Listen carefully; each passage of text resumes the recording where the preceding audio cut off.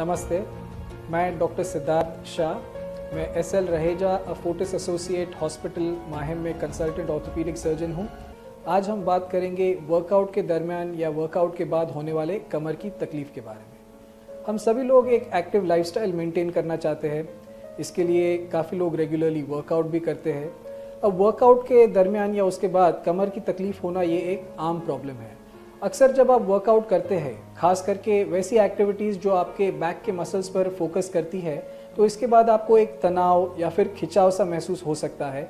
ये एक mild intensity का पेन है। अक्सर लोग इसे पेन नहीं बल्कि सोर फीलिंग करके डिस्क्राइब करते हैं, तो ये सामान्य है। इससे आपके डे टू डे एक्टिविटीज़ जैसे कि आगे झुकना, बॉडी को टर्न करना या वॉकिंग पर कोई असर नहीं पड़ता है। अक्सर ये 3 या 4 दिन में अपने आप ठीक हो जाता है, तो ये चिंताजनक बात नहीं है। लेकिन कमर का दर्द वर्कआउट के बाद चिंताजनक तब बन सकता है अगर आपको एक तेज़ दर्द कमर में उठे जो कि बैक के एक स्पेसिफिक लोकेशन पे ही लोकलाइज्ड हो। ये आपके डे टू डे एक्टिविटीज़ जैसे वॉकिंग, बेंडिंग फॉरवर्ड या बॉडी को टर्न करने में इंटरफियर करता हो, या फिर इसके साथ साथ आपको एक शूटिंग पेन भी महसूस होता हो पैरों में। इसके अलावा दूसरे लक्षण जो चिंताजनक हो सकते हैं वो है पैर में कमज़ोरी महसूस होना या फिर पैर के किसी एक हिस्से में नमनेस या उसका सुन्न हो जाना। तो ये एक सीरियस प्रॉब्लम हो सकता है।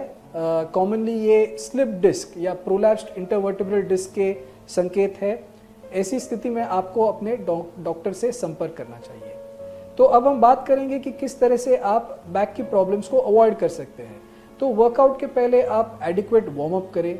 वार्म अप करने से जो ब्लड सर्कुलेशन है वो इम्प्रूव होगा, जो मसल्स की फ्लेक्सिबिलिटी है वो अच्छी होगी, जिससे मसल इंजरी का रिस्क कम हो जाएगा। वर्कआउट के पहले आप एडिक्वेट स्ट्रेचिंग करें। स्ट्रेचिंग करने से मसल्स की जो स्टिफनेस है वो कम हो जाएगी और मसल इंजरी से आप बच सकते हैं। फिर आप अपने वर्कआउट को ग्रेजुअली बिल्डअप करें। ऐसा नहीं कि शुरुआत के स्टेज में ही आप हाई इंटेंसिटी वर्कआउट कर रहे हैं या फिर आप हेवी वेट्स ले रहे हैं। अगर आप ग्रेजुअली बिल्टअप करते हैं इंटेंसिटी को, तो भी आप कमर के प्रॉब्लम से बच सकते हैं। फिर आप अपने पेन ट्रिगर्स को आइडेंटिफाई करिए। अक्सर लोगों को कोई पर्टिकुलर एक्टिविटी में अगर पेन होता है तो आपको वो एक्टिविटी नहीं करना है। पेन एक काफ़ी इम्पॉर्टेंट सिम्टम है। आपका बॉडी आपको बता रहा है कि कौन सी एक्टिविटी बॉडी को सूट नहीं कर रही है। अगर पेन के बावजूद भी आप कंटिन्यू करेंगे तो डैमेज होने का रिस्क है। फिर अगर आप रेगुलरली हाई इंटेंसिटी वर्कआउट करते हैं तो आप एक ट्रेनर के सुपरविजन में करें।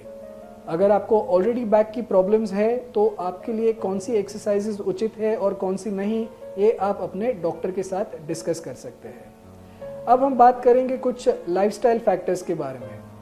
तो काफ़ी लाइफस्टाइल फैक्टर्स है जिसका बैक पेन के साथ सीधा संबंध है।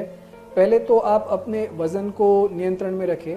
अगर व्यक्ति का वज़न ज़्यादा है, खास करके अगर पेट का जो हिस्सा है वो आगे आ रहा है, तो बॉडी की जो सेंटर ऑफ ग्रेविटी है वो आगे शिफ्ट हो जाती है। ऐसी स्थिति में बॉडी को पोस्चर मेंटेन करने के लिए बैक के मसल्स को ज़्यादा काम करना पड़ता है, जिससे उन पर स्ट्रेन बढ़ता है और आपको बैक पेन हो सकता है। इसके बाद आप अपने डाइट पर ध्यान रखिए। तो डाइट हेल्दी होना चाहिए ताकि आपका वेट कंट्रोल में रहे।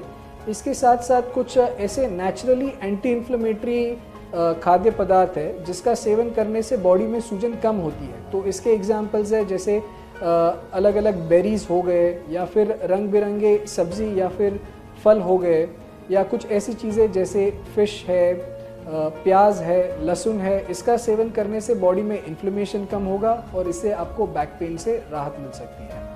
फिर कुछ ऐसे पदार्थ हैं जो कि नेचुरली प्रो इन्फ्लेमेटरी होते हैं, ये बॉडी में सूजन बढ़ाते हैं। तो जैसे तली हुई चीज़ें हैं, नमकीन है, रिफाइंड या प्रोसेस्ड फूड्स है, या ऐसी चीज़ें जिसमें शक्कर की मात्रा ज़्यादा है, इसका सेवन आपको कम करना चाहिए। फिर यदि आप स्मोकिंग करते हैं तो रिसर्च में पाया गया है कि स्मोकर्स में नॉन स्मोकर्स के मुकाबले कमर के प्रॉब्लम्स होने की संभावना काफ़ी गुना ज़्यादा है। तो स्मोकिंग गिव अप करने से भी आप कमर के दर्द से बच सकते हैं। फिर आप अपने पोस्चर पर ध्यान दें। तो कमर के दर्द में व्यक्ति के पोस्चर की एक अहम भूमिका होती है। अब ज़्यादातर लोगों का जीवन आजकल काफ़ी सेडेंटरी हो गया है और इसका एक कारण है हमारी वर्किंग पैटर्न्स। तो अक्सर लोग कई घंटों तक कंप्यूटर या लैपटॉप के सामने बैठकर काम करते हैं। तो यदि आप भी ऐसा करते हैं तो आप एक काम करिए कि आपका जो कंप्यूटर या स्क्रीन का लेवल है वो आपके आंखों के लेवल पर होना चाहिए। अक्सर स्क्रीन जो है वो लोअर लेवल पे रहती है, जिसके कारण व्यक्ति को आगे झुककर या फिर कमर से भी झुककर उनको स्क्रीन की तरफ देखना पड़ता है। तो इससे कमर पे तनाव बढ़ता है, जो आगे जाके आपको कमर की प्रॉब्लम्स कर सकता है। इसके अलावा आप इस चीज़ का ध्यान रखें कि आपकी चेयर की जो हाइट है वो इस तरह से एडजस्टेड हो ताकि आप कमर से झुकना ना पड़े। आपकी चेयर को एक अच्छा बैकरेस्ट भी होना चाहिए जो आपकी कमर को अच्छे से सपोर्ट करे। इसके अलावा अगर आप कई घंटों तक लगातार कंप्यूटर के सामने काम कर रहे हो तो आप बीच में ब्रेक लीजिए। हर 1-1.5 घंटे के बाद ब्रेक लेने से आपकी कमर को थोड़ा आराम मिलेगा, आप थोड़ा स्ट्रेचिंग भी कर पाएंगे जो आपके लिए फ़ायदे कारक है। इसके अलावा आपको अगर मोबाइल फ़ोन का अधिक इस्तेमाल करना पड़ता है, अक्सर आपने देखा होगा कि लोग जब मोबाइल का इस्तेमाल मैराथन ब्राउजिंग या फिर टेक्सटिंग सेशन के लिए करते हैं तो उनकी गर्दन काफ़ी झुकी हुई होती है, तो इससे गर्दन पर और कमर पर काफ़ी तनाव पड़ता है। तो अगर आपको लंबे समय तक मोबाइल फ़ोन का इस्तेमाल करना है तो आप हर 20-1 मिनट के बाद एक ब्रेक लीजिए। दूसरा, आप कोशिश करिए कि आप मोबाइल की स्क्रीन को आंखों के लेवल तक लेकर जाइए, नहीं कि आंखों को मोबाइल की स्क्रीन की तरफ। इससे क्या है कि आपकी गर्दन पर जो तनाव बन रहा है वो कम होगा और इससे आप दर्द से बच सकते हैं। तो ये थी कुछ टिप्स किस तरह से आप कमर के दर्द से बच सकते हैं, खास करके वर्कआउट के बाद। इसी के साथ ये वीडियो मैं समाप्त करता हूँ। Thank you very much for listening. Stay safe and take care.